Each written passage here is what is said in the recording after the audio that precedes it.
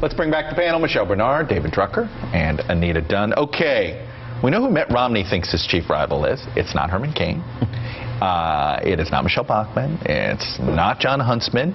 He's got a new video out attacking Rick Perry, a single-digit guy. Here's what he has today. Rick Perry's going to California to raise money. So here it is.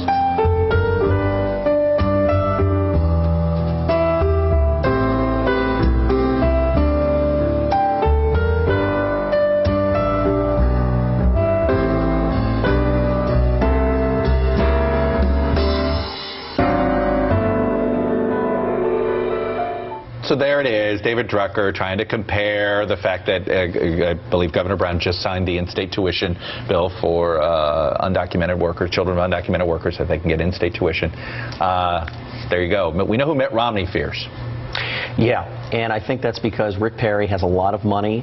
He has the conservative profile, he has the executive experience that really I think Republicans have been looking for in tandem as an alternative to Romney. And so I think that it's not necessarily a bad bet for Mitt Romney to focus on Perry, who already has negatives, rather than trying to bring down Cain, who the conservative movement loves. But I think ultimately, if Romney's going to succeed, particularly as we get into the home stretch of the race where ads matter and people start to think about what they really want, he's going to have to show conservatives that he's really with them enough. They're never going to fully trust him, but I think a good step might be this week when he speaks to Americans for Prosperity in Washington, coming out with a bold economic plan that shows a bit of reforming, an old Herman Cain organization, by the way, that shows a bit of reforming, not just status quo in terms of tax plans and economic growth. Michelle Bernard, this was also supposed to be a 2-week period, instead of talking about Herman Cain or Mitt Romney, that Rick Perry wanted to do is sort of the reintroduction of him. And boy, did he do it. He has a little bit, you know, he talked a little bit yesterday. Here, we've got some,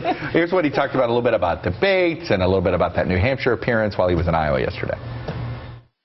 I think there was somebody said in a debate that we had, I hope you missed it. I told somebody, I said, you know, it was a great thing. I hate debates. Like, I used to hate spinning in aircraft, T-37s, and I finally did it. I got pretty good at it, so hold on, maybe I'll get better at debates. You know, Michelle, later he talked about that sort of interesting appearance that he had in New Hampshire that Jon Stewart has made fun of. A lot of people have. He was certainly loose and in a very good mood, and he just said, hey, he was having a good time. Yeah, he was having a good time. I mean, there are people who probably thought it was interesting, it was fun to watch. In the room, he won the room, from our reporters. You could hear the applause, and you could hear the laughter in the room, and it was probably a good performance, at least compared to what he's done in the presidential debates.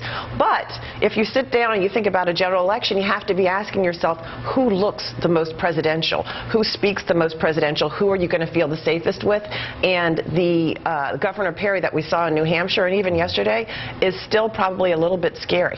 Anita Dunn, I want to throw before we go this footage of yesterday. We had the local TV row on the south lawn of the White House, and look at this. They brought out Bo the dog for all of the local reporters to do, and apparently he made it into all of the various broadcasts, so you can see all of them there.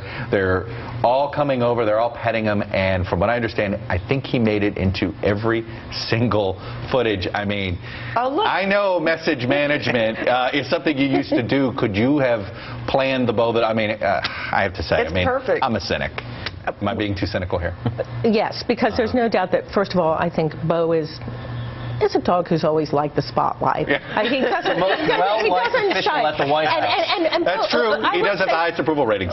Bo has very, very strong friendships, I'd say. I think that Bo has probably created a few jobs in his time, but also Bo is a part of that White House, and you can't really bring people to the White House without Bo making his appearance. Where was, in all honesty, where was this outreach to local media? This was at least, this had a little more creative to it. It took him 3 years.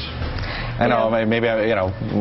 Well, Chuck, I think that there has been outreach to the local media, but I think what yesterday showed was that, you know, you can, you know, if you really want to break through to, you know, break through to TV reporters, you have to bring in your big guns like Bo. Taking a page right out of George W. Bush's way to get around the liberal media in D.C. There it is. All right, shameless plug time, Michelle. National Women's History Museum, November 16th to Pizon Honors. Well, you were ready. I love it. David.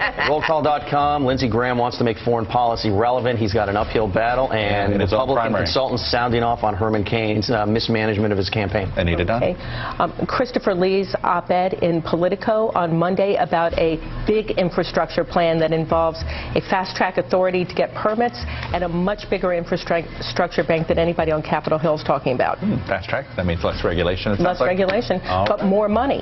Thank you all. That's it for this edition of the Daily Round. Tomorrow on the show, I'll see you from the G20 in Cannes.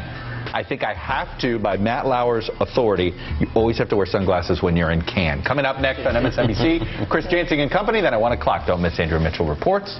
We'll see you tomorrow. She's going to speak, by the way, with former Governor Tim Pawlenty, who's supporting Mitt Romney, who a lot of people are wondering, did he get out too soon? Bye-bye.